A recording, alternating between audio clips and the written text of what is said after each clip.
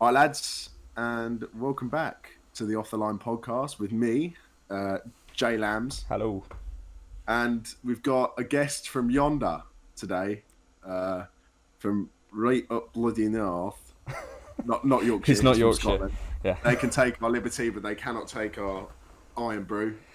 His name's Michael. He's a Liverpool fan. Do you want to introduce yourself? Good evening, lads. I'm Michael. I'm a Liverpool fan from Scotland. Happy to be here. Michael's someone that we played futsal with. My first year of university, Jamie's second. Yeah. Is an Best year of my life. It's absolute. It was a magical year. He's an absolute weapon, and he's here to go over today. Probably, what is it? 1 month after the transfer window's ended, but we're going to go over the transfer windows. We're a little bit belated on this, but it's fine because no one listening to this is expecting punctuality anymore. No, well, at least we've got to see them play for a bit. Yeah, it'll be an even better judge of these transfers because we've seen them play now. See, it's all up here. It's all up here. That is exactly why we did it. Go on. But yeah, we're gonna go over who every team has signed, who we think is a really good signing, who we think is not the very good signings, and then we'll be grading the windows. And as Michael so helpfully pointed out, we've waited a month to make sure that we have a decent enough understanding of how they play for the clubs. And hopefully you'll agree with us. And like I've said on previous podcasts, if you don't agree with us, don't care. So but please comment anyway. We'll crack on with the first team to North London and to the Seven Sisters Road. That's Tottenham to Arsenal. You're messing us up. I know, it's fine. We'll go. Do you know what? I'm just here to sex it up a bit, so no one's expecting brilliance. Yeah. Arsenal have had a window masterminded by Mikel Arteta. It's his first proper transfer window in charge of the club, and I think it's a good one, personally.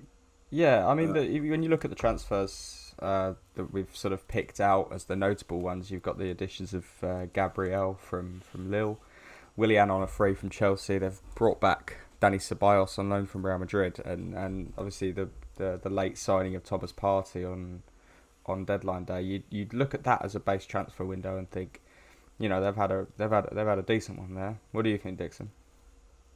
Yeah, no, I think looking at the transfer window, just on paper, it's such a good window. We've got Gabriel, who's young, promising, fast, strong. I think Ceballos is a good player, good technical midfielder, and Partey, I mean, you saw how well he played for Atletico. I think he's a great transfer. I was actually one of those people when they first signed Willian. I thought he was going to be a really good signing for them. I really did. Yeah, I was at the opposite end of that scale. I thought Willian was going to be not very good at all. Reaching his twilight years, and he had a good first couple of games against Fulham, with that hat-trick assists, but I haven't seen much from him since. No, I think it's going to be the exact same as when he was at the end of his Chelsea career. Just plenty of slander towards him, just not performing. I always thought he was underrated at Chelsea, and I thought he was going to be really good for Arsenal. But now that I've watched a couple of Arsenal games, I can see why Chelsea fans were fed up. They've done it time and time again. William was always a bit of a player that you would expect a lot from. So, and when he turned up, William was unplayable sometimes. When William really turned up for games, he was a really difficult player to play against. But then sometimes he'd just go missing. And there's a real lack of end product, which I think Arsenal are seeing now. For all his ability on the ball and how good he is when he's got the ball at his feet, end product is a real issue. And I think overall as a window, bringing Ceballos back on loan is a really good sign. And they haven't signed him permanently, but Real Madrid I think are still waiting to see where he goes as a player. And signing Thomas Partey on the last day was a really, really big signing, and I think that's their statement signing of the summer. Haven't seen much from him yet, but he's a phenomenal player. Bullied Man United. He's completely bullied their midfield. Yeah, is that hard though? Anyway, Lucas, and then obviously Lucas Torreira, Matteo Guendouzi, and Emiliano Martinez. Martinez, I think, was going to go anyway because he wasn't going to get into the team permanently above Bernd Leno, and I think that he proved he was good enough last season to merit a starting place in the Premier League, which he's got at Aston Villa, and obviously they trounced them yesterday. So yeah, I think good it's move for him. Wow. Guendouzi, apparently that's more of an attitude thing why they've got rid of him. There was stories towards the back end of the window about him having a really poor attitude and Arteta falling out with him. And well, you saw that in the Brighton game last season as well. I think him saying that Brighton didn't have a chance. Being paid. I think he made a comment about wages as well. Of course he did. He's a bit of a strange. It's a shame because he looks like a really promising player, and he's quite young as well. Yeah, definitely. And I think the Torreira deal was just part of the Thomas Partey transfer, apparently, him going the other way. So if that's what made that happen. But overall, I would give this, if we're doing it A to F, which we've decided to do, to take us back to our school days, I'm going to give that a B+. Oh, you bastard. I'm going to give it a B. I was going to say B+, but for the sake of going somewhere else, I'll give it a B. What about you, Mike? C. No, C. I'm gonna give it a B. I don't know, a B-, because I don't think I've seen enough really yet to warrant a high B or an A. But I think just Partey alone is it can't be anything less than a B. Yeah, B-. that is true. And I think Gabriel's been good, but obviously they had a poor result last night at time of recording. But anyway, we'll move on to the team who beat Arsenal 3-0 last night, and that is Aston Villa, with transfers in of Ollie Watkins, Matty Cash, Bertrand Traore, as we just said about Emiliano Martinez, and also getting Ross Barkley in on loan from Chelsea at the last minute, who's looked like a really good signing so far, especially the game yesterday. I just watched the highlights, and I thought he was fantastic. Really adds a bit of steel to the midfield, I think.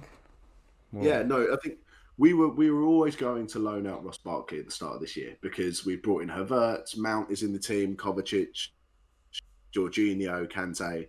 Barkley was going to struggle to get into the team. And I think, personally, this is our first A-grade window because I said at the start of the season in our Premier League preview that I thought Aston Villa were going to go down. That is before they made any of these transfers. And I said that they needed to massively improve in a lot of different areas in the pitch. Now, Ollie Watkins looks like an absolute baller. Yeah. And is, Ollie Watkins looks unreal. Yeah. Definitely of the standard of the league. Bertrand Traore, we haven't really seen much of him. I saw him, obviously, when he was playing at Chelsea and never really fit the bill. Martinez looks like a really good keeper. Yeah. And as you said, Ross Barkley's added a real steal in the midfield that I think they were missing, and him alongside John McGinn and Douglas Luiz as well, and Douglas Luiz, that looks like a proper midfield now. And with Grealish and Ollie Watkins going the other way up front, with Tyrone Mings at the back, it looks suddenly like a lot stronger side, and they've added the players that they needed to add. Watkins, I just think they'll stay up now. I think Barkley's really starting to look like the Barkley of old. When he was first coming through at Everton, people. How much potential he had to show, and then obviously he went to Chelsea. Didn't really happen for him, but I think what he's showing now at Aston Villa is definitely back to what we saw before at Everton. Yeah, and no notable transfers out either, especially. I think sometimes you can judge transfer windows even on the players that you keep, and in Aston Villa's case, the keeping, the not only keeping of Jack Grealish, but the signing of a new 5-year contract has really showed they mean proper business in the Premier League. They're not just here to fill up spaces, and I can see them pushing top 10 if they can really keep on this vein of form. Beating Arsenal at the Emirates is not an easy task for any team, and they've done really well last night. So, and these would never be my club. Yeah. Right. So grades. I've given it an A. I'm giving it an A. I think they've added what they needed to add, considering the amount of finances club has and what they are actually capable of doing. I think that's the best window they could have had. Yeah, I'll give it an A- just because I think they might have overpaid for Traore and Cash, but other than that, the signings they've made have been really quality. Mike? I'm going to have to give it an A. When you look at where they finished last season and the fact that they only stayed up due to technical difficulties and how they're performing this season, it can't be anything less than an A. Yeah, definitely. But yeah, we'll move on to the next one. Brighton and Hove Albion. A relatively quiet transfer window from Brighton. They've obviously got Adam Lallana in on a free from Liverpool. What sort of effect do you think that Lallana will have in that sort of team, Mike? I think, Lallana's best strength was always his technical side to his game. He was never a physical player. He wasn't fast. He wasn't strong. But technically, he was such a good dribbler, great passer, really creative. Always looked for that extra ball. And I think for Brighton to have a player of his quality in the team, regardless, he's not the player he used to be, but when you're a technical player, you don't really lose that with age. You might get slower. He's been plagued by injury as well. Yeah, he's still got it. I think he's a really good signing, especially on a free for Brighton, risk-free. I think he will add to that midfield, that extra creativity that they need. And obviously the recent signing of Danny Welbeck from Watford as well. He'll look to score a couple of goals because I just the only thing I'd say about this transfer window is they've signed two very good players, but can easily get injured and easily can be out for a few months of the season. But as you say, low risk with the sort of price. And my one surprise that I did see was the departure of Aaron Moy to Shanghai, I think it was. Sam, what sort of effect? Because I every time I see Aaron Moy play, I think this kid's decent. What sort of thing? Aaron Moy ended up being a staple for Brighton Hove Albion over the last couple of years. I think since they came up, and the season before last and the season last. I think he was at Huddersfield for one of those years, but yeah.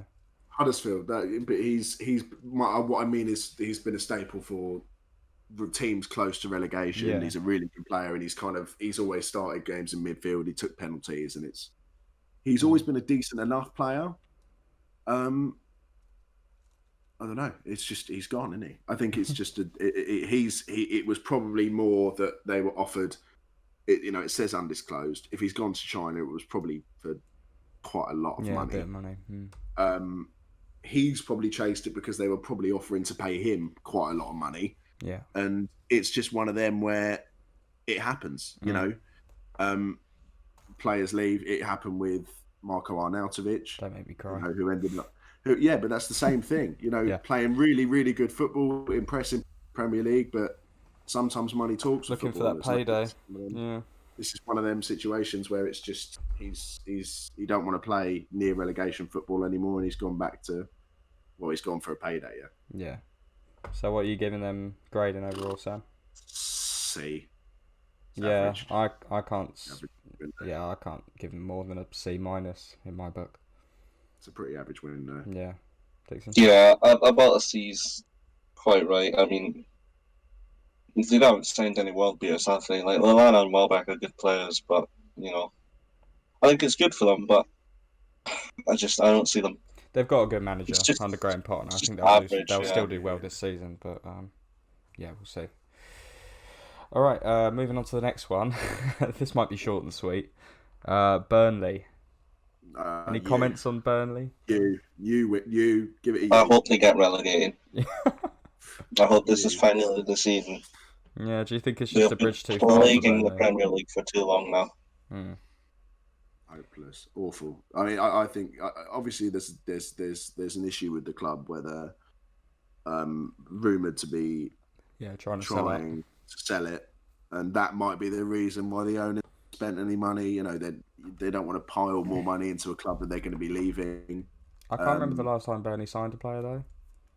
No, I can't. Well, that's what it might be. If we are trying to talk about purely transfer windows, it's a year because they haven't signed anyone. They've let 3 players go. So there's that's it. There's you can't really get any worse than that. No. Yeah, it's a year definitely. Yeah, I think they're just relying on Sean Dyche being better than other managers in the league, and at the moment, from their first 7 or 8 results, it's looking a bit ropey for Burnley. I think it's going to be a case of they're hoping other teams are worse than they're hoping they're going to better anyone. Yeah, but I'm going to give it an F. Yeah, F you, whatever you want to do. Yeah. It's hopeless, awful. And then we move on to the best window of the season. Come on! Oh, quickly, Dixon, what was your grading on that last one? Oh, just whatever the bottom one was. Yeah, okay, cool. Go on, Sam. All right, yeah, A+. A++, A star, whatever you want to say.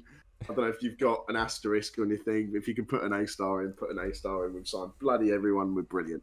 Yeah. No, I think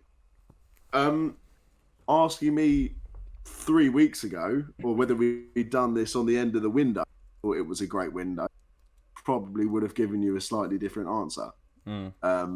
But having watched us keep 5 clean sheets in 6 games, yeah, and having watched Timo Werner score 8 goals in all competitions this season, Hakim Ziyech got 3 Man of the Match awards in 4 games. Ben Chilwell has been. Every single one of these players has won a Man of the Match award, apart from Malang Sarr, who hasn't played. Yeah. And they've all been brilliant. All of them have been brilliant in their own right. Maybe Kai Havertz is taking the longest to adapt, but I think all of them, considering, that we've got Thiago Silva, who's looking like still one of the best centre-backs in the world, easily, and I won't hear a word about it. We've got him on a free. Yeah. So that's just ridiculous. Edward Mendy is looking really calm and collected in between the sticks, and he's obviously very agile as well, isn't he? Yeah, very agile, very commanding in his area. We needed to replace with Kepa because that was his main weakness. Was any ball into the box, he was coming out and flapping at it, and he wasn't tall enough, and wasn't strong enough, and wasn't actually commanding enough to come and collect anything. What I'll say about Mendy is as well. Is such an impact on the defence having a goalkeeper behind you that you just you notice it.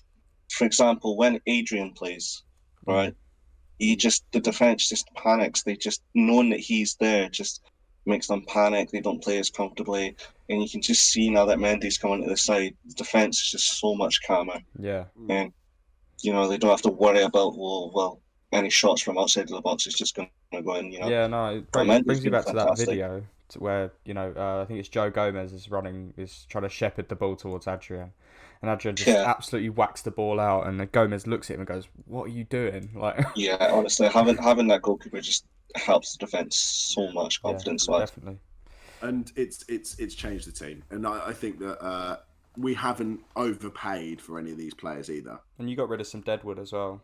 We did. And Pedro, didn't you? Yeah, we got rid of William. We got rid of Pedro. We got Barkley, who's gone out on loan. Now, I don't want to call Barkley dead, but he's a decent enough player. But he's, in the now context of who we have in that position, with Billy Gilmore coming back, Jorginho, Kovacic, Mount, Havertz, Kante, Barkley's not gonna get in the team. And I think Ziyech might be signing in the summer for me. Yeah. I was going to ask, who do you think the best signing has been, Sam? Should we? Thiago Silva. So I was going to say, I think Silva's your best signing, considering the price as well. Yeah. Silva is without a doubt our best player in terms of his position. Yeah, he is our best player. Yeah.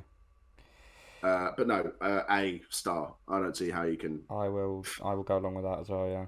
I don't see how you can. Yeah, exact same here. So yeah, greatest summer of my life. Do you? I want to get just quickly. Do you think Werner's playing to his highest standard, or do you think there's more to come? I think there's more to come from all of them, because it's frank that I've been pretty adamant through all the boshes we've done and all the weeks after the games where we've performed badly. And I'll be adamant about the fact that every team is underperforming, because none of these teams have had a pre-season. They've all signed people. They've all got new players coming in. When you add 6 first-team names and we've had time to play pre-season games or gel with anyone, it's going to take time for them to really understand how each other play. So Hakim Ziyech is in the team now.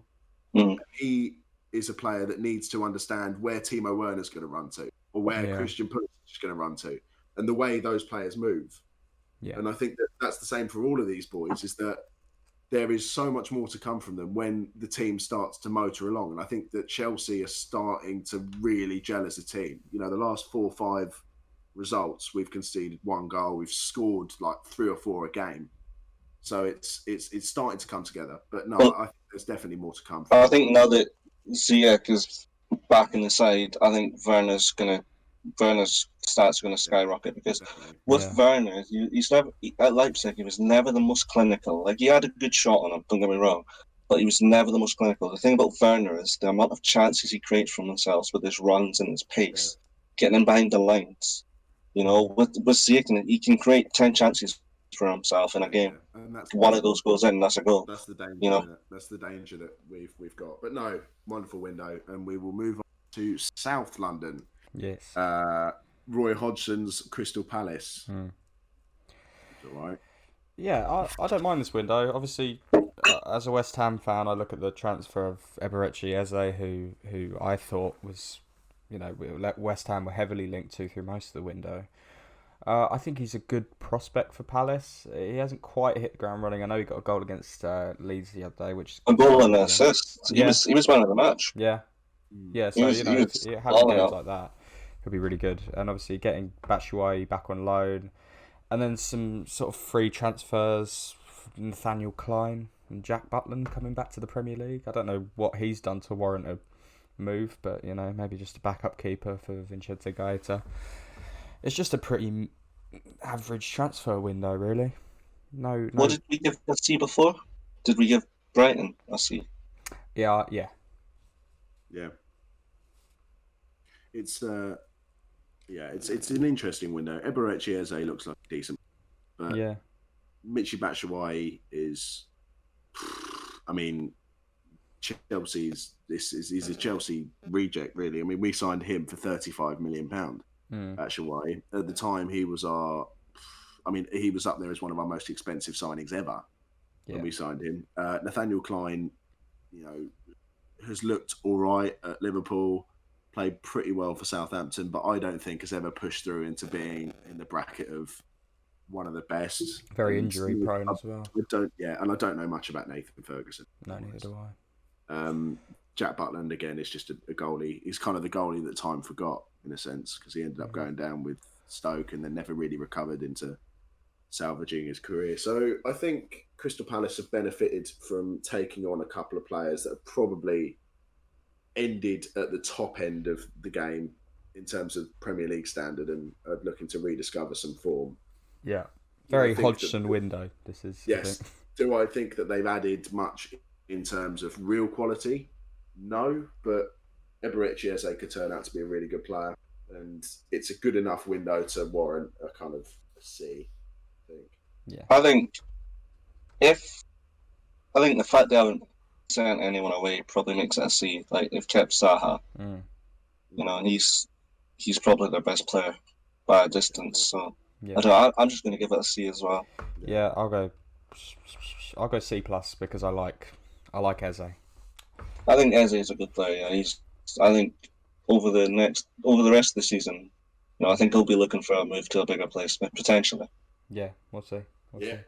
Next up on the block, we've got Everton. Another really good transfer window from them. Alan coming in from Napoli, who's added some real steel into that midfield, and Rodriguez with his creativity, who's been one of the best players in the league so far this season. Yeah. And then Decore and Godfrey coming in, both relegated, but you know, still really high quality players. What do you guys think of this window? I think it's up there with Chelsea. It's such an unbelievable window. When you look at where Everton were last season and the last few seasons before, just the difference that these players have made, and obviously Ancelotti is a big part of that. But I think this season, with this transfer window, is right up there. Yeah, I mean, obviously the last couple of games they haven't been particularly on form, you know, with losses to Newcastle and Man U and the other one I forget. But I just think they look far and away from the team that Everton were last season. You know, they've lost. What I don't get is the loan of Moise Keane. That doesn't make sense, but you know, fair enough, whatever. But yeah, I think the quality that they've brought in and the pulling power that Ancelotti has been really beneficial for Everton. What do you think, Sam? I think. Okay. Oh, sorry. I was just going to say. I think there was like an off the pitch issue with Moise Keane. Oh, do you reckon? I didn't know that. But I remember Duncan Ferguson subbed him on and then subbed him off like 10 minutes later in one game. Yeah, I remember that game. Yeah. So I don't know. Yeah. I think the Moise Keane loan is a win-win for, because if it is an attitude issue for Moise Keane, you know, Everton don't have to deal with him for a year and deal with him potentially causing trouble, especially because he's never going to get into the team with the way Dominic Calvert-Lewin's scoring goals. And Moise Keane's never going to get a look in, realistically. Moise Keane goes to PSG, plays in the Farmers League for a year, potentially gets 20 goals and comes back a much more confident striker. So you kind of, if you balance it out, it's probably okay for Everton. They've brought in 3 world-class players or maybe not world-class. James Rodriguez is head and shoulders above anyone else at that club in terms of raw footballing ability. Yeah. Doucouré and Allen, they've been brought in to basically disrupt the midfield. The one thing I will say about Everton is that I think they needed a centre-back. And I think that against United on was it Saturday? Sunday? One of the days? Saturday. There you go. Against United on Saturday, they were poor at the back. With everything good they did going forward, at the back, you know, Bruno Fernandes went through the middle of them for the first goal and was not tracked, wasn't followed. No, I don't think Mason Holgate is a Premier League standard centre-back.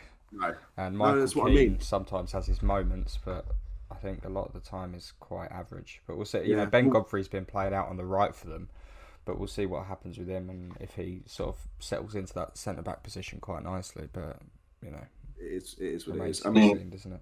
Who knows? I think they needed to spend. I think they could have chosen between Doucouré and Allen personally, and spent more on a centre back to. I just think add a real spine, the thinking behind that might have just been, you know, we really need to shore up this midfield, and Allen obviously is known by Ancelotti from his days at Napoli, and I think Doucouré he's a proper Premier League player now. He's played for Watford for many seasons in the Premier League and always looked good. You know, best player, I'd say one of the better players in that Watford team of old.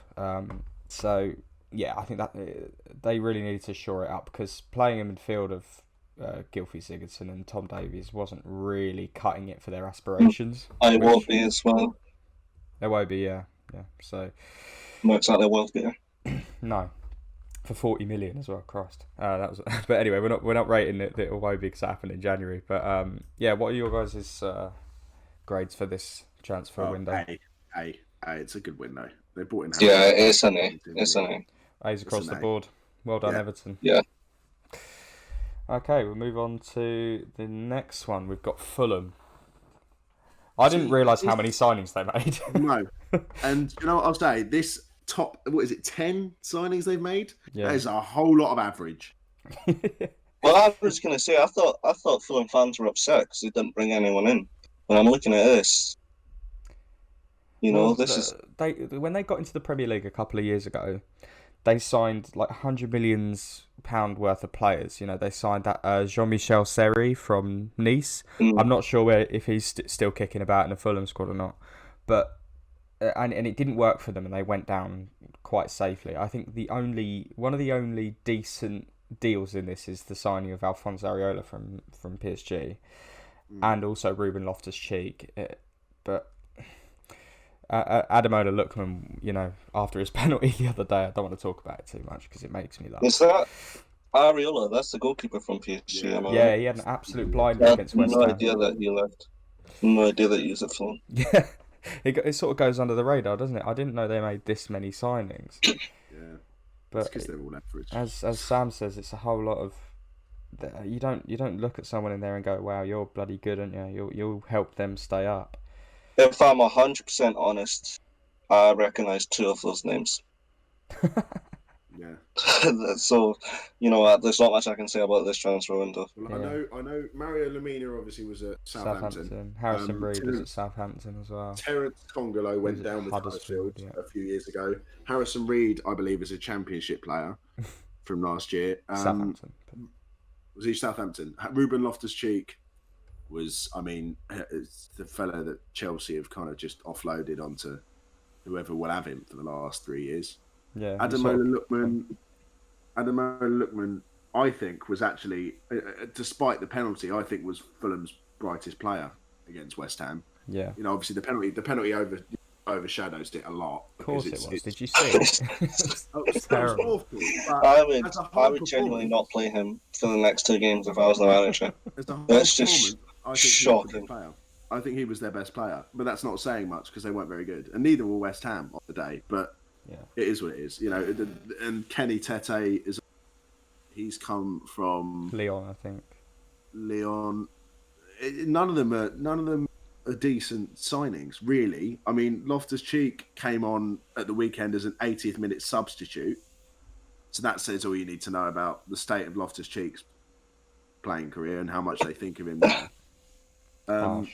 I like Loftus-Cheek. And Lookman's basically spent Saturday evening running around, charging around, putting a lot of effort in to equalise and falls over. So it's hopeless. It's just useless. And then they've got these two who I don't know. This doesn't smack them with Premier League window. They're going down bottom. Just give them a D because they actually sign people. There's a whole lot of quantity, not a lot of quality, I think is what we'll say about this window. I'm going to give it a D minus. Yeah.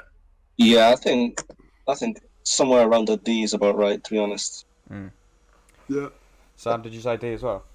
Yeah, I said a D because you can't really give them a U because so they get a participation medal for signing a lot of average players. Sunshine Bus medal.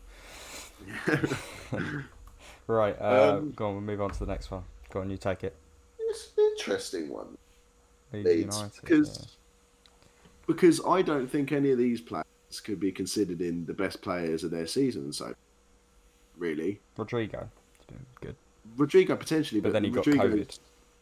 And if you were to ask who Leeds' best striker has been this year, it'd be Patrick Bamford. So Leeds' only striker, really. But, yeah. Well, Rodrigo plays that position. You know, it's and Helder Costa has played. He's looked all right. I mean, they're a good couple of signings. There are the signings that Fulham wish they'd made. Yeah. Coming up. I personally think Ilhan Meslier is anywhere near Premier League level. And why they're sticking with him, I don't know. They've had a really good run of keepers. They had that Madrid keeper a couple of years ago. I can't remember his name. Could someone help me? Casilla. Yeah. Robin Koch as well hasn't really set the world alight. I like Jack Harrison, and remains to be seen what Rafinha does. He was obviously quite hotly rated from Bordeaux or one of those French clubs. I'm not sure. But no massive transfers out either. So that's another good sign for Bielsa's men. It's all right. I'll give it a B. A B minus because I don't like him. So I'll give it a B minus. I'll go C plus. How about you, Dixon? I'm going C plus as well. I feel like when you look at it from the perspective of, it's a championship club coming up into the Premier League, it's actually quite a good window. Yeah. They're never going to sign players that are going to set the league on fire. Anything from mid-table upwards is a success. I think this team can get them there with the transfers they've brought in. Yeah, definitely. All right, lovely. We'll move on to Leicester City then. Obviously, losing Ben Chilwell for them has been massive, and they've sort of adopted this 5 at the back formation now that Rodgers has instilled there. And they brought in Timothy Castagna from Atlanta, who had a decent start but then got injured. And I think Wesley Fofana is one of the most underrated signings of the window in terms of the Premier League. He's young, quality, really fast, commanding. And I think he'll be a really good Premier League centre-back very soon. What do you guys think about this window as well? Just want to say, cheers for Ben Chilwell. Yeah. Bloody best left back in the Premier League behind Andy Robertson. I want to upset this Dixon. I need to have a full-on shouting match in the middle of the don't worry. Timothy Castagna is a is a good replacement. Cenk Uzunda has always been, seems to have always been pretty high rated by fans of football, because when he played at Roma, everyone seemed to be raving about him there. Hmm. He looks all right. I mean, I know he creates quite a lot for Jamie Vardy. I know he did at the weekend. And like you said, Wesley Fofana's a really good player. Looks like he's going to continue growing. So I think with the money they made off the Chilwell, they've reinvested well and actually haven't spent a penny really on top of the Chilwell transfer fee. So I think that's admirable, because I don't think they've actually gone down in the way they're playing, Well, considering they've the had fact they a probably great lost start one to of the their season. players. They have had a fantastic start to the season, and considering they lost one of their key players. Well, I don't think they're horribly lacking. I think, like, I haven't noticed, like, whenever I watch them play, I don't think, oh, they've just lost an unbelievable left back, which they obviously did. But I think the way they're playing, it's covering for it well. Fuchs has been playing quite all right. I think he's sort of drifts off in the left back position.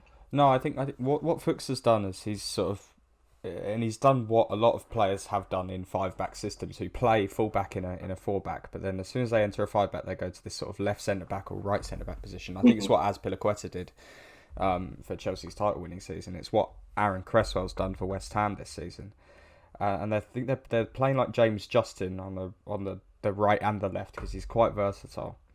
So but yeah, no, as you say, once Castagna gets back, they look like a really good team, and obviously Vardy's just going to propel them up the table no matter what happens, really. So yeah, right, ratings, Sam, what are you saying? Ooh, a B flat. B flat. I'm going to give it a B plus. What about you, Dixon? I think I'm going to give it a B plus as well, because I feel like this is a prime example of, a team realizing they don't really need to get rid of anyone. They don't really need to bring anyone in. They've got a solid team as it is. They don't need to waste money on players that aren't going to set the league on fire. Yeah. But they've only let go of one player. Granted, unbelievable left back, but I think they've covered for him well. And the players they have brought in, like Timothy Castagna, were playing pretty well. So I think it is a good transfer window. They've kept a solid team. So B plus. All right, lovely. So well, Dixon, we'll come back to you again for this next one. Your team, Liverpool. Do you want to take point on this one? Go for it. I will. I'm going to give it a U, because we didn't get rid of Adrian. Okay, very succinct. I like it. No, well, what I will say is Diego Jota is such an unbelievable footballer. Yeah. Unbelievable footballer. He's got, 7 goals this season in 510 minutes or something like that. Yeah. Jota is far better. I was excited when he was coming, but he's far better than I could have imagined. He barely starts, but I think the form that he's in, Klopp's going to have a hard time not starting him over Firmino. Yeah. Well, you saw that the other day against. Well, we played like a 4-2-3-1. Yeah. Started with Firmino and Jota on, but I think that just. I think we can't play them together. Place? I think he has to, because he played in behind Firmino against City, whereas we need Jota right up top, or even out wide, and have Salah or Mane drift into the middle. Yeah. Just think that what's so good about Jota is not only his technical ability. His technical ability is unbelievable. His dribbling, his passing. He's a strong player. He's absolutely rapid. And the runs he makes, you saw the goal against West Ham, Jamie. Yeah, I remember it. The run he made. Firmino doesn't make that run. No. Really Firmino good ball doesn't from make that run. Shaqiri as well, but it was just a really nicely worked goal. Shaqiri. Yeah. The run, and there's plenty more examples of that against Atalanta as well, just looking to get in behind the defence, because he knows the quality that we've got in the midfield. He knows that, we've got players that can pick out a pass like that. Yeah. And it's just, especially against like teams defending deep, putting 10 men behind the ball, you need a player to run in behind to make that risky run, to offer that option, and I think Jota's exactly that. Thiago, I mean, it's Thiago. I don't really need to say anything else. He's injured at the moment because Everton's tactics recently, or whenever they're not winning the game, just break the other team. Yeah. But I think Thiago's supposed to come back for our next game, actually. So, Such a good player. I mean, Thiago's one of the best midfielders in this position. Yeah, in terms of getting for 25 your money million, value, it's just, surely that has to be contention for signing of the window, because he's going to perform. Yeah, absolutely. absolutely. Like, there's no way he flops.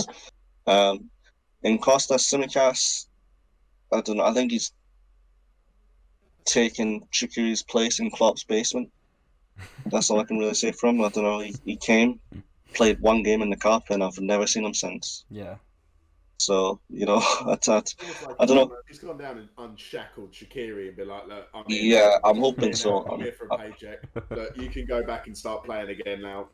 If it means that Shaqiri's out the basement, then it's a good sign for me. But no, we definitely needed that backup left back for Robertson. Just in case Robertson's form fall. Robertson's probably been our second best player this season, but just in case his form has fallen off, we needed someone either bringing a challenge or just playing the cup games. Robertson. That's probably a reason why Trent's injured as well, is because our fullbacks play every single game. Yeah, it's such a high intensity. Bombing forward, sprinting back. We need someone to give Robertson a rest. So I think Tsimikas is a good option for that. Yeah. Highly rated in the Greek league as well. I think the transfer's out as well. Getting rid of Ryan Brewster for I think a really good price for you for 23 million. I think Sheffield have massively overpaid for him, but we can't lose from this. We've got a option to buyback clause. Is that what it is? Yeah. Option. Yeah. So even if he does get good, you can just buy him straight. Worst comes to worst, if he balls out and gets 30 goals and assists this season, we can just buy him back. Yeah. And then, but if not, then we've stolen 23 million, which is 2 million less than we got Thiago Alcantara for. I get very Dominic Solanke vibes off of Ryan Brewster in terms of the sort of player that he is, but we'll see, and getting rid of Dejan Lovren is another good piece of business, and Kiana Herger obviously going the other way in the Jota deal. Go on. You look at these prices though, Jamie, and it's 11 million we got Lovren from. Yeah, bite your hand off, wouldn't you? Yeah. Absolute steal. Yeah. Absolute steal. Like, considering we got Thiago for 25 million and Diego Jota, and we're paying like 5 million, paying £5 million a year for them. That's ridiculous. Yeah, we've got an 11 million up front for Lovren, 23 million up front for Brewster, 11 million up front for Hoover. Yeah. I don't know how he does it, but. Yeah, I think the only way our transfer window could have got any better would be Adrian out. Sam, what do you reckon? It's a good window. I think it was heading towards being a relatively average window, with just because there was a point where Simcas was their only signing. And then suddenly they signed Thiago Alcantara. And that takes it from a pretty average window to an unbelievable. It was Mike Edwards, he was 1-0 down in the 90th minute, and then he started leaning forwards. Next thing we knew, we had Thiago and Diego Jota on the same day.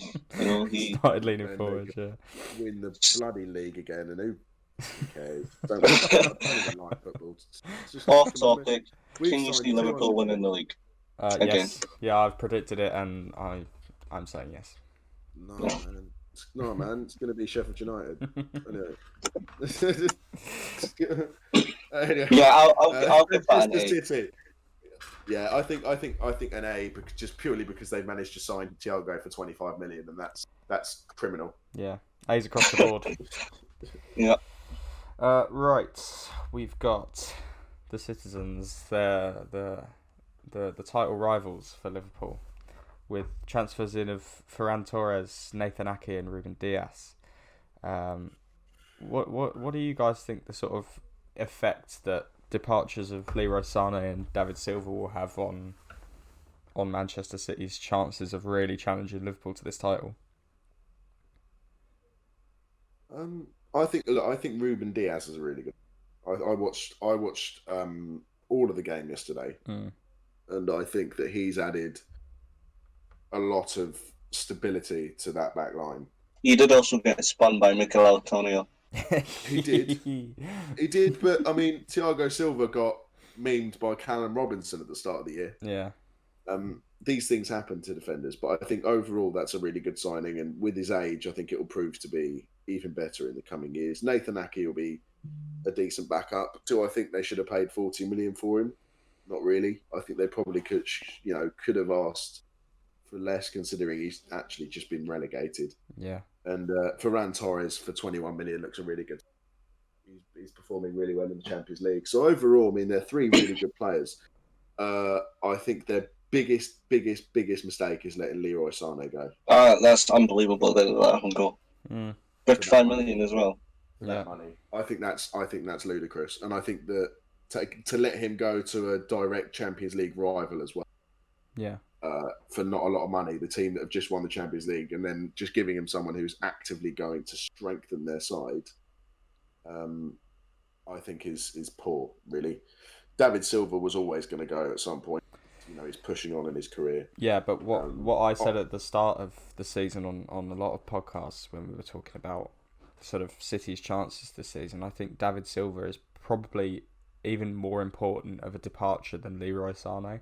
I don't know if that's an unpopular opinion, but I think the creativity that David Silva brings to that midfield, despite his aging, I think they miss that now. They've still it's hard to say that when you've still got Kevin De Bruyne in the side, but I think David Silva has always brought an extra dimension to City, which they've used really nicely in previous title challenges. And obviously, Leroy Sané was injured for most of last season, and I think that's why they finished so far away from Liverpool last season. And I don't know if these signings will still get them up to the heights that Liverpool are pushing.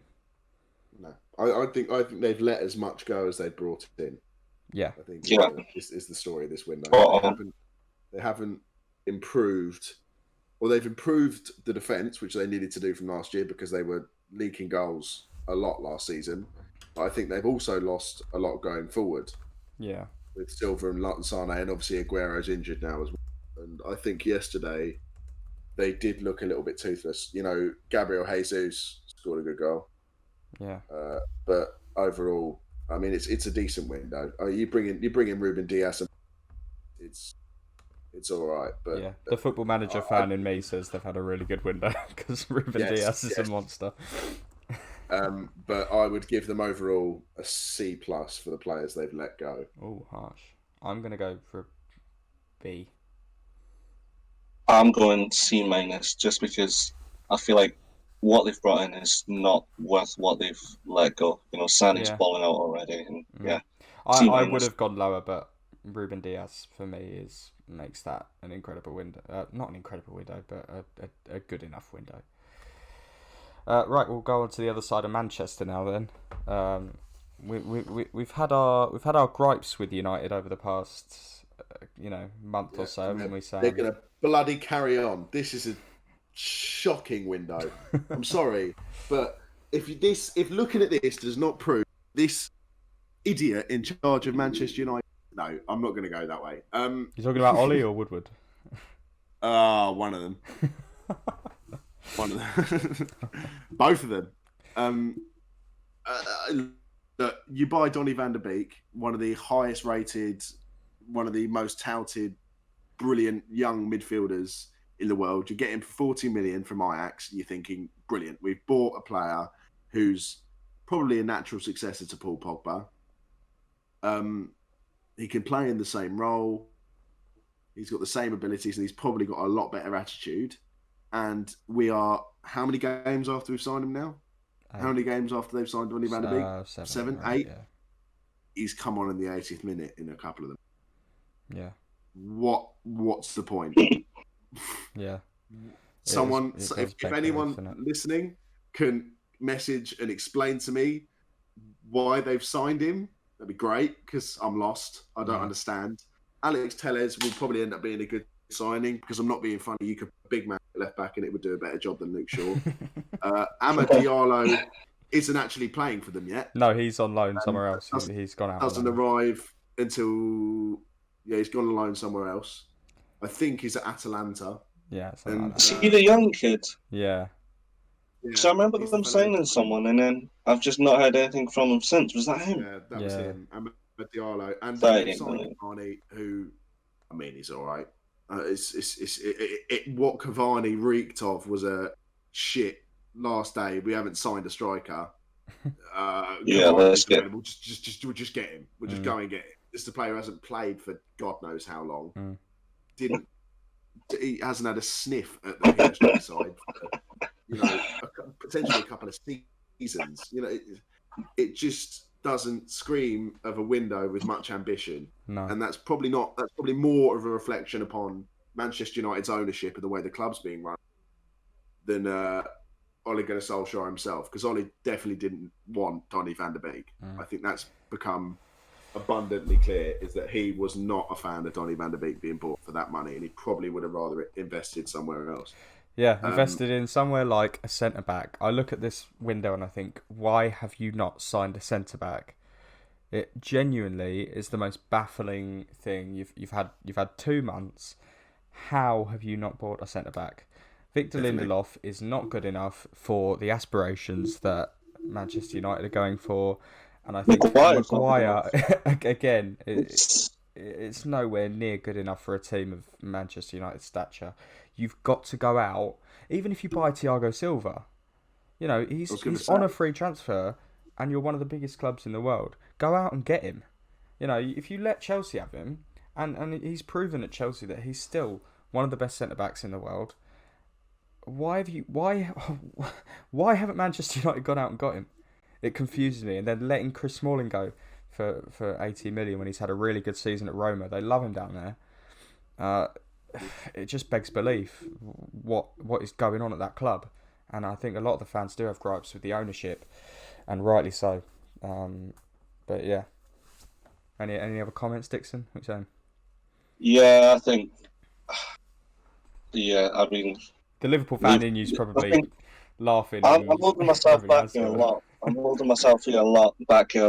But one thing I will say is, back in 6 years from saying anything, so I wouldn't. Nah, fuck it. Just go ahead. Go ahead. They've given Sanchez on a free after he's rinsed them of God knows how many millions on his wages. Yeah. Playing for another club, and they couldn't even get 1 million for him. Yeah. Donny van de Beek, spot on with that. Edison Cavani, panic transfer. They let go of Dalot. I don't even think he's a bad player. Does a better job than Luke Shaw, surely. Yeah, they're awful. But that is not an excuse for Ole Gunnar Solskjaer. No. Which I will not get into. I will save that for another time. Yeah, we'll get we you will back need on it at some a point. lot more time for me to get through him. Right, we'll move on to the Geordies then. We'll go out to Newcastle. I'm gonna give this a you, because at the start of the window they said they were going. So, as far as I'm concerned, this is underperforming. Oh crap! I didn't do the ratings. Yeah, sorry. Yeah, I was going to say we should have. Sorry. Oh man, my Mbappe joke's fallen. I've been thinking about that since Leicester. I also think your internet cut out the Mbappe joke. Yeah, I didn't hear the Mbappe joke. No one cares. Shit, Yeah, well, wait. I'm gonna give it a United. C-. United. Yeah. B. I'm giving it. What did we give the worst one? Or U? I'll give this an F, because that's not. Oh, no, that is a U, isn't it? I'll give it second worst one. Okay. Yeah. Alright, cool. Behind Burnley. A D minus. Yeah, cool. Alright. Slightly above that. Slightly better than the team that didn't sign a single player. Yeah, there we go. Right, yeah. No, so now we'll move on to the Geordies. Sorry. Right, I'm gonna give Newcastle a U. They said at the start. Yeah, your internet cuts out every time you make that joke, and it's really funny. It's the bloody Geordies. It's Mike Ashley on. He probably owned BT or something. He's sat there. He's sat there with a picture of Mohammed bin Salman on his wall. He's just cutting out all the trolls' Wi-Fi before they can badmouth him. Yeah. Big old Sports Direct mug on his desk.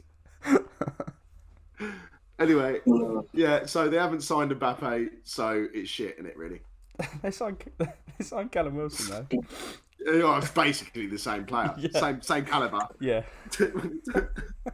He's mustard, Callum Wilson. Some would say as good as Mbappe. Yeah.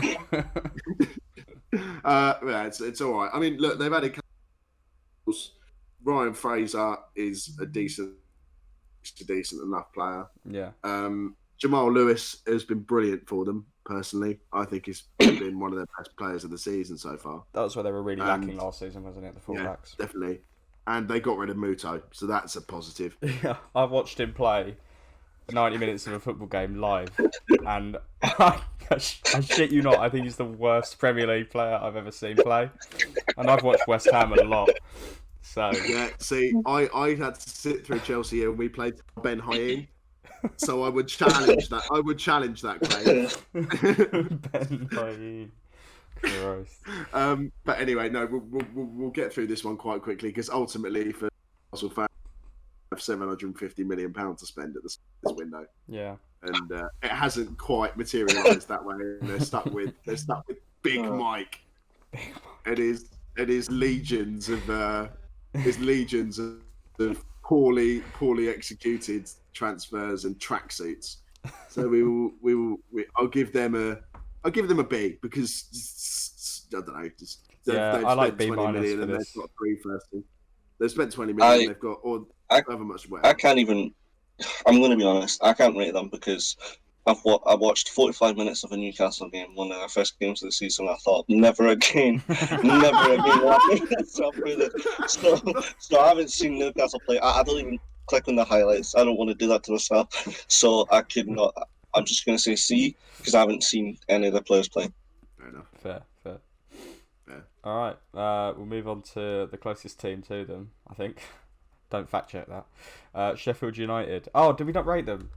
No, we did rate them. Oh yeah, I said you guys said being. Sorry, I'm doubting myself now. Sheffield United doesn't matter. They're going down. They're going down below Fulham. They're going down. They're going down. They're going downtown. They're going down. It's bad. Oh, nice. Are they the only team? Are they the only team without a win now, or is that still? Yes, they've only got 1 point. No, I think Burnley won. Burnley won. won. Yeah. I think Burnley have got more points. Basically, they're going down. They let Callum Robinson go. Scored. I think a hat trick against Chelsea, or at least scored at least 2 against us. Rhian Brewster looks like the biggest waste of money since Maguire. Definitely. I think Rhian Brewster's hopeless from what I've seen of him. He looks like a championship player. 5 touches in the first half against Chelsea.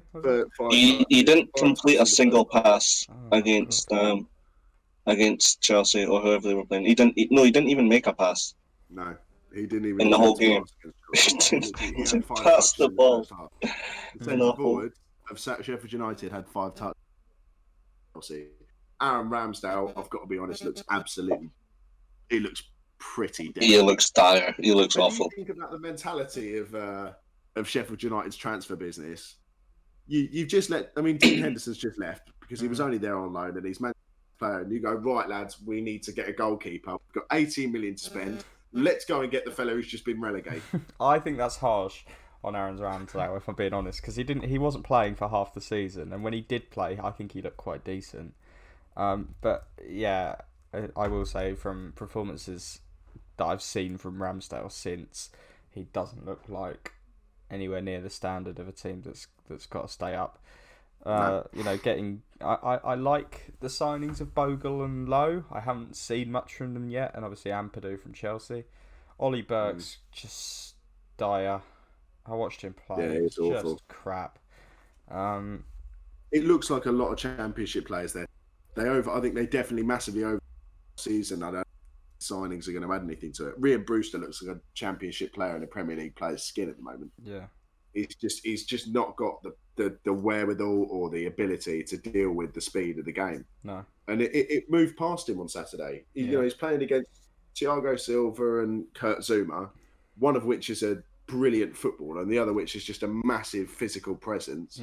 And he just looked terrified up front in the middle of them. Aaron Ramsdale he's just average. Yeah. He's a very average keeper. No, I haven't seen anything from the other two. And Ethan Ampadu couldn't play at the wing because can't play against his parent club. But overall, I think he's a good enough player. But overall, no, it's a poor window. And to let Callum Robinson, who's playing pretty well for West Brom, from what I've seen of him. It's hard to say anyone's playing well for West Brom at the moment, but yeah. No, but I think he's getting a couple of goals against. It's a decent return. I think overall, it's a bad window. What are you saying, grade considering they've spent 41 million on Brewster and Ramsdale. Quick maths. We spent 35 on Ziyech. Yeah, that's. So I'm going to give him an E. Can you do E's? I don't know if they do E's anymore. We do now. I'm going to give him an E. An E for extremely shit.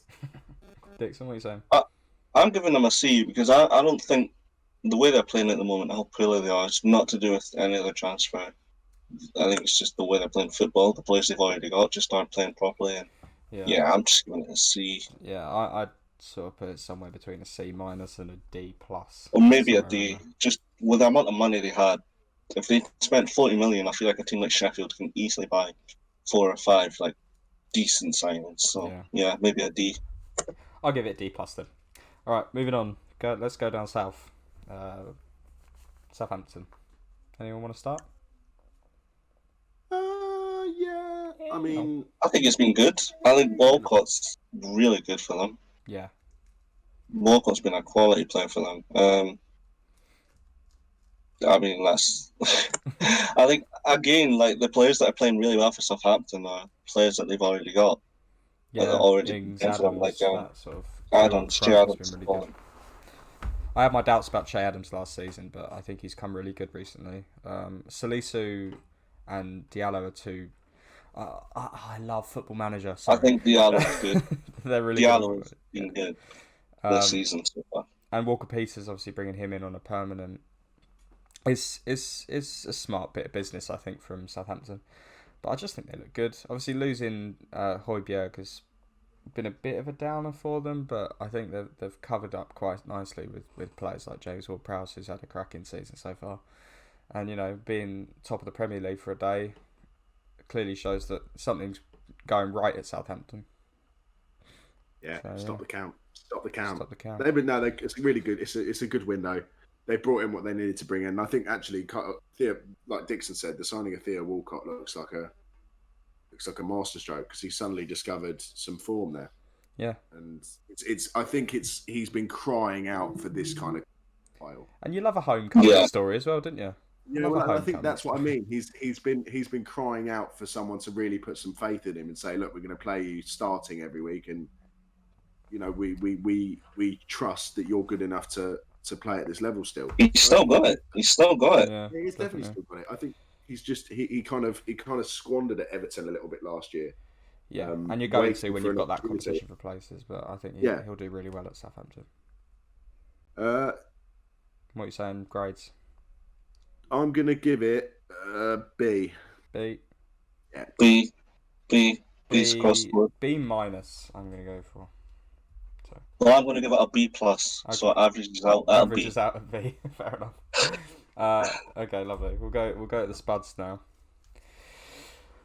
The Tottenham Hotspuds. Gareth Bale and Carlos Vinicius on loan. They'll both look good. I mean, Bale apparently dropped a disaster class at West Brom. I haven't looked at the highlights, but... No, I watched the game. I don't think he played that bad. Okay. I didn't watch it. So. There was nothing exciting about the game.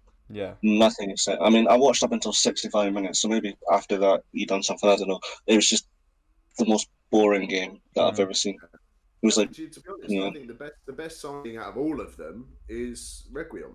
Yeah, he's been quite. Reguilon's proper baller. Yeah, Reguilon looks the best out of everyone there, and you look at Matt Dodd.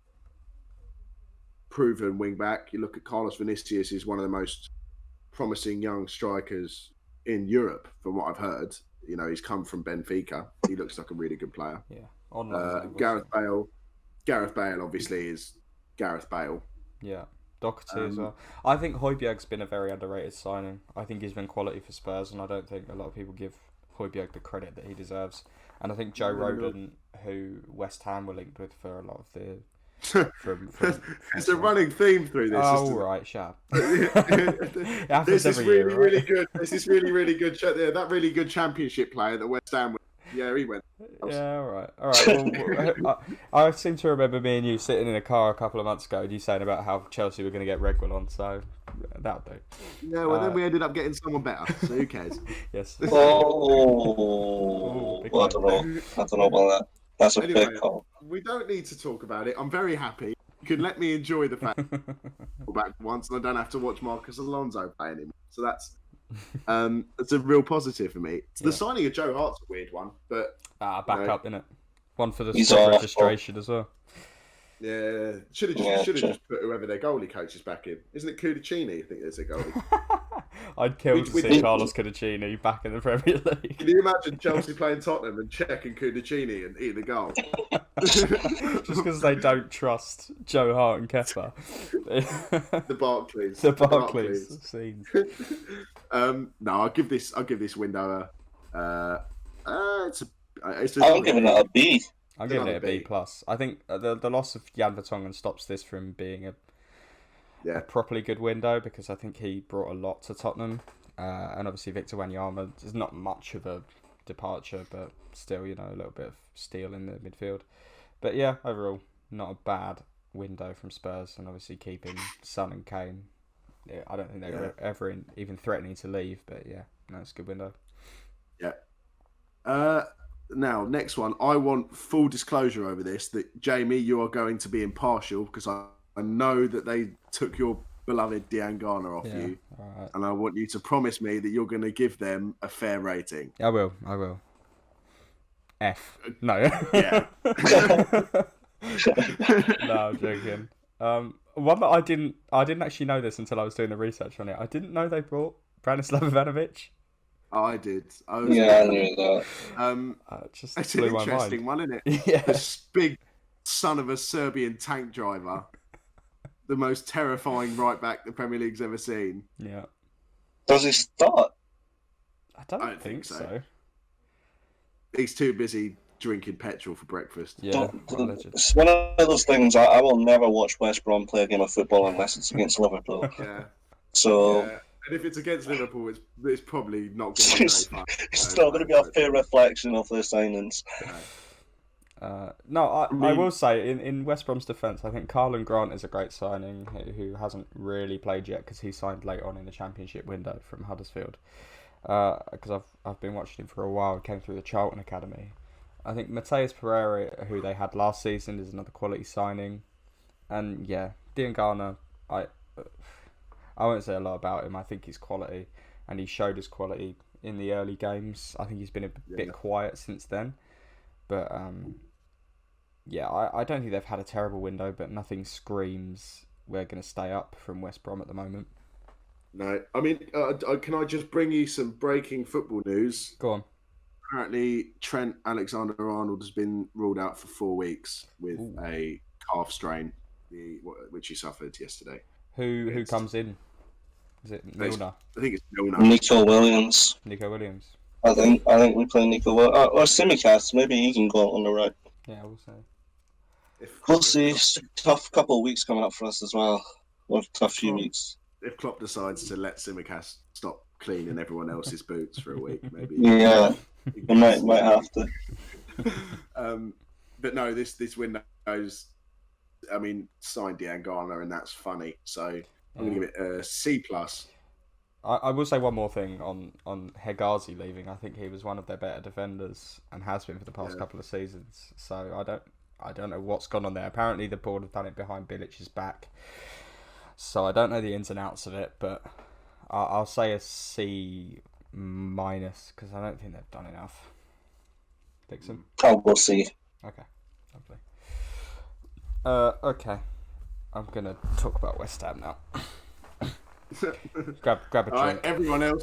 Take it away. The floor is yours. I want my duvet with me for this. It was going to be a really poor window until sort of the 30th of August, when we decided, go on, let's sign a few. Because obviously Thomas Soucek played for us He was on loan from January last season and did really well, and we signed him on a permanent because we stayed in Prem. And then we went, you know what? These Czech boys are all right, so we'll just raid Slavia Prague, and get another one. And I have to say, Kufal's been a very, very decent right back for West Ham. He's playing that right wing back role, and I think he had a decent game against the likes of Liverpool, which was his first proper test. But he played really well at Leicester, and I think that was a testament to how much of a bargain this signing is. Craig Dawson was a bit of a confusing one for me because it's Craig Dawson. I haven't seen. He hasn't been. He's fit, but he hasn't been in the match squad since he signed.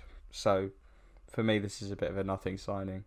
But one that really does excite me is Said Benrahma. A lot of people who are Championship fans are saying Benrahma is one of the finest players in the league, and done really well at Brentford. And he got his first assist the other night against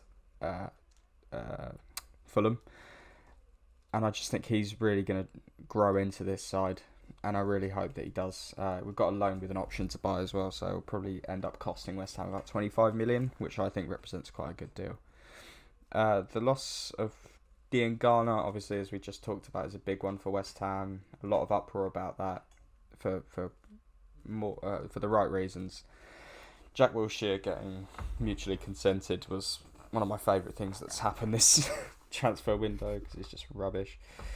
Basically, Jack Wilshere saying, West Ham going, look, you're not very good. And him holding his hands up, fair enough, to be honest. Yeah. No, the way he's acted about it since he's left, he's been an absolute knob as far as I'm concerned, Jack Wilshere. So, good riddance. So it wasn't by mutual consent. He wasn't very happy. But West Ham basically told him he's useless and that he spent half the fucking time in the medical bed. Of course, he's gonna. Yeah. And then Felipe Anderson leaving on a loan is something that's confused me as well. But we move. Me and you are going to disagree on this one because you seem to think it's a good one. It's not a good one. It's not a bad one though. It's a bad one. I will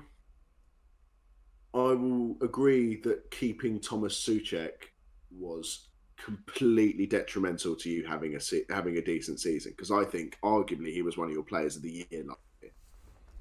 Thomas Souček looked fantastic against most teams in the Premier League last season. I think it's a really good signing. Kufal is decent enough from Slavia Prague.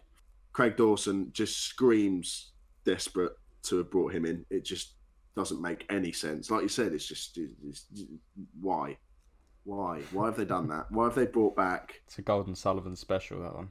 It is. It's like, we need a centre back, right? Who can we get that is literally the cheapest option? We can either get Dave from down the chippy, or we can ask Craig Dawson to come back. And I actually have seen Said Benrahma play a few times because I watched Brentford last season. And from what I remember, he is a very hit and miss player. In terms of, he would have a game where he was phenomenal, and then he'd have a game where he was pretty dreadful. Right. Whether he can replicate this form in the Premier League, I've got to make a decision as someone who's got to grade this, and I don't think he's going to make the step up, because while he did set a goal up at the weekend, he also nearly gave away a penalty that lost you 2 points. So it's whether he can make the step up. I don't think he's quite there yet. So with that in mind, seeing Souček as your only meaningful transfer, so it's not a great window considering you've also let Grady Diangana and Felipe Anderson. So letting those two go and only signing one winger in replacement, who I would say isn't as good as Grady Diangana, it's almost one step forward, 2 steps back, really. So I'm going to give this window a D. I still think it's West Ham heading in the wrong direction. Yeah, that's spot on. That's pretty much what was on my mind. I thought it as well. None of these transfers. I think West Ham should be aiming for higher than. I think they should show more ambition, get some proper good players in. I just don't think they've done that. So it's hard to with the blokes up top, though. But yeah, I would say that's the reality of where their owners are. But that's this was the best they were going to do this window.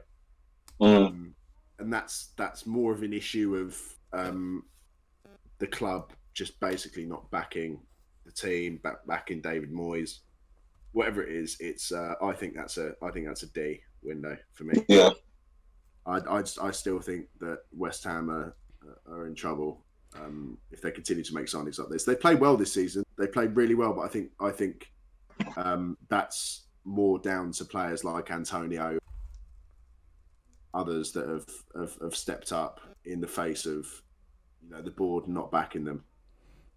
So yeah, I'd say in terms of transfers overall, it's a D from me. Yeah, I would have given it a D had we not signed Benrahma, but I think that pushes it up to a C minus to a C. What about you, Dixon?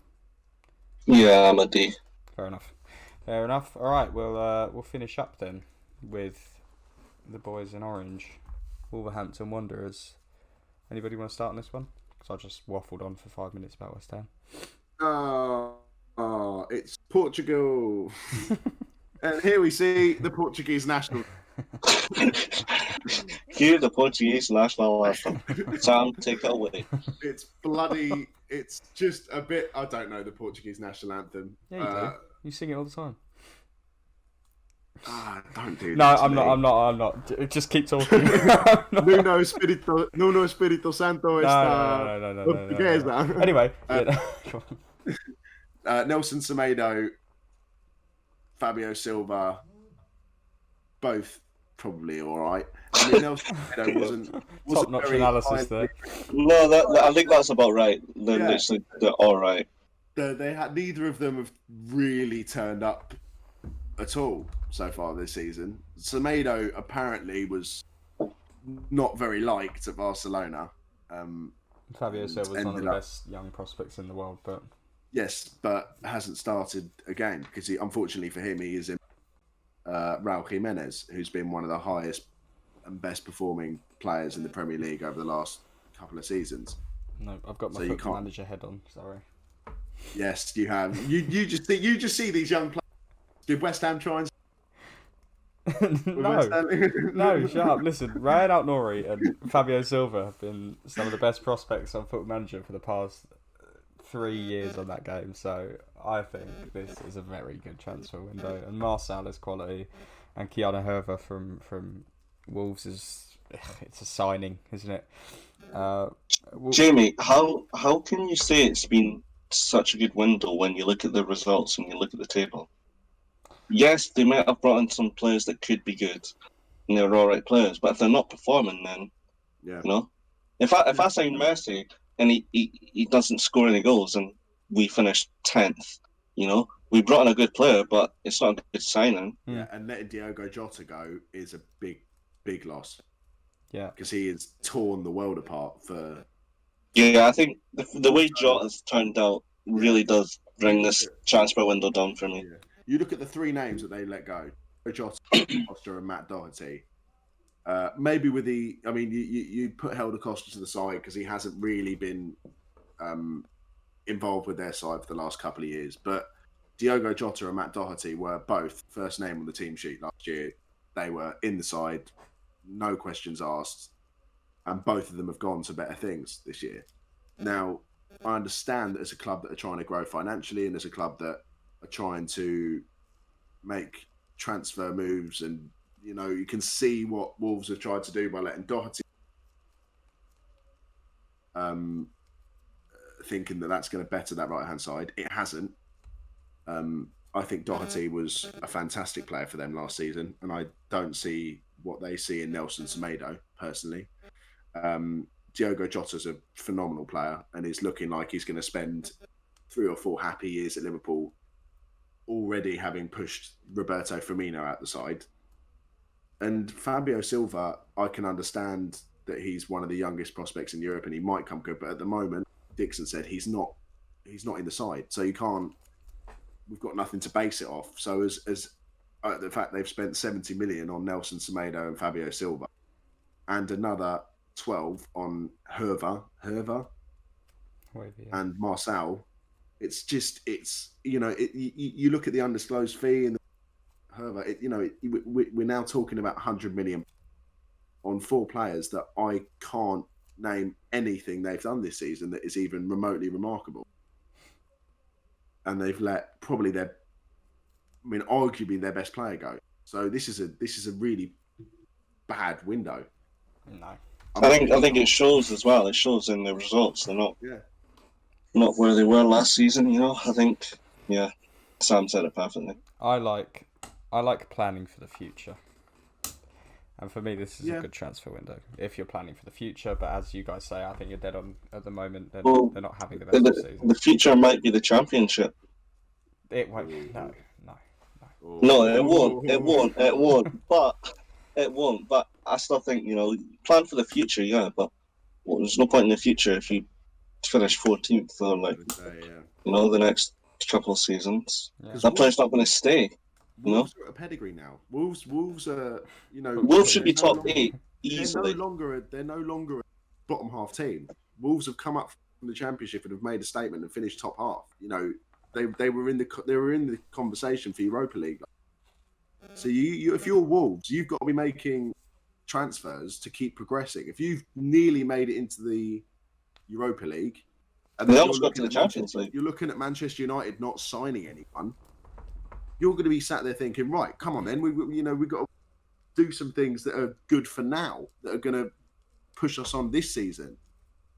And it just doesn't. Good players though. I think Diogo Jota leaving is massive for Wolves, obviously, but you've got players like Pedro Neto and Daniel Podence coming in who have been arguably not just as good as Jota. That's too far, but can step up into that position with no problem at all. You look at the table and you think, they haven't done great so far this season with a 4-0 loss to West Ham and the 1-0 loss to Leicester the other day.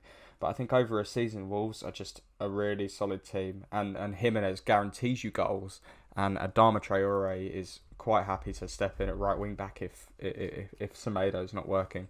And I think when you bring in a player like Fabio Silva, he might not be great this season, but I think he gets better. And Marçal and Ait Nouri are both really good backups on the wing backs and the centre backs. And I don't think you can change the centre backs. You've got that solid back three of Saiss, Bolly, and Cody. I don't think you can change that. So as far as I'm concerned, I don't think it hasn't been an astonishing transfer window by any degree. I think the transfers out makes this window not as good as it could have been. I think that as you lot say, that the loss of Diogo Jota and Matt Doherty have been huge for Wolves, and they will lose points because of their departures. But unfortunately, what are you to do? Yeah. Sam, do you want to give a grade, or do you want to? I'll give him a D, because they let D for Diogo. And Dixon? I'm giving them a D. I would give it a C. I don't think it's the worst transfer window by any means, but I think, as Sam said, this is a team that, when I think of Wolves now, I think of top 8. Yeah. Easily. I think of a really tough side. I think they're pushing towards Europa League, pushing towards Champions League spot potentially. And for it to have a transfer window like this it's just going backwards. So D. Yeah. Okay, I'll go C-. Because they let Dio go. All right, Miller.